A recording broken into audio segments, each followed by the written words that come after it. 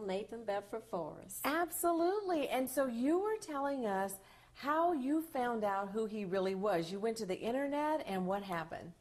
Well, when I went, I pulled up Abraham Lincoln because he was a president during that era. And as soon as I pulled him up, there was generals from the north on one side and generals from the south on the other. So I said, well, he was a southern gentleman. Right. So I went down and I said, about the sixth one, I said, oh, there he is. Whoa! And I jumped up. I said, oh, my.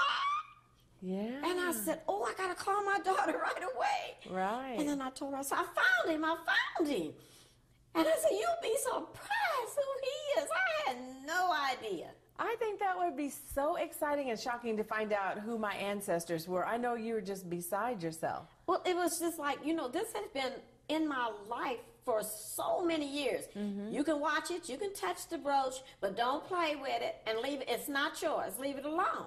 Okay. It was always a mystery to me why my grandmother had a brooch with a white man on one side and a white woman on the other, and she didn't like white people.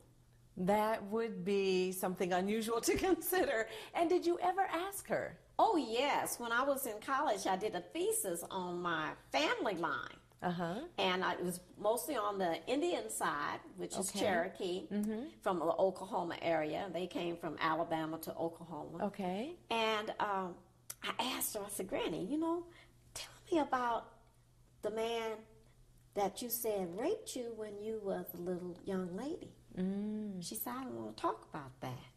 I said, well, Granny, I'm going to school, and I'm trying to get this degree, and I need to do a thesis on the family, and I've got my mother's side and some of my father's side on the Indian side of it, but I don't know nothing else about nobody. Wow. She said, well, all I'm going to tell you is it was the slave owner's son that raped me when I was 14 years old, and I don't want to talk about it. So for a long time, I kind of left that subject alone. I'm sure. Yes, that would be a horrible experience, and so you can understand why she didn't really want to talk about it.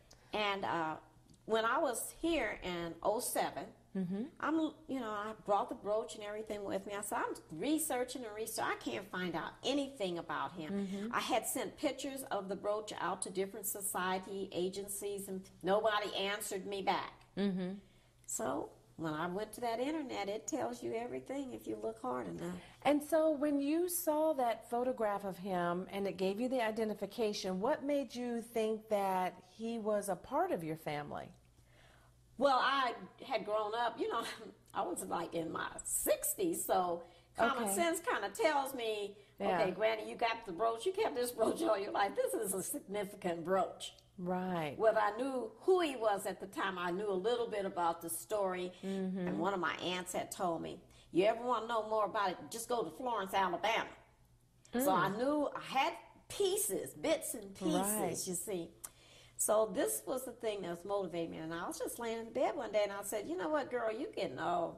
And you keep carrying your grandmother's dresser and your grandmother's pen and your grandmother's... I need to get rid of some of this stuff. Okay. Because it was just stuff to me at that time. And that's what motivated me to start looking for him instead of throwing it away, which I almost was inclined to do. Wow. And it's a beautiful piece. I know everyone's taking a look at it right now. But also in the pictures that are being shown, we're looking at the similarities. There's a picture of your mother and one of Mary Ann. Do you see the similarities in those photographs? Oh, definitely. Yeah. When I had no clue about her other than the other side of the brooch. And, all those years I had never set that brooch down with my mother's picture or to see.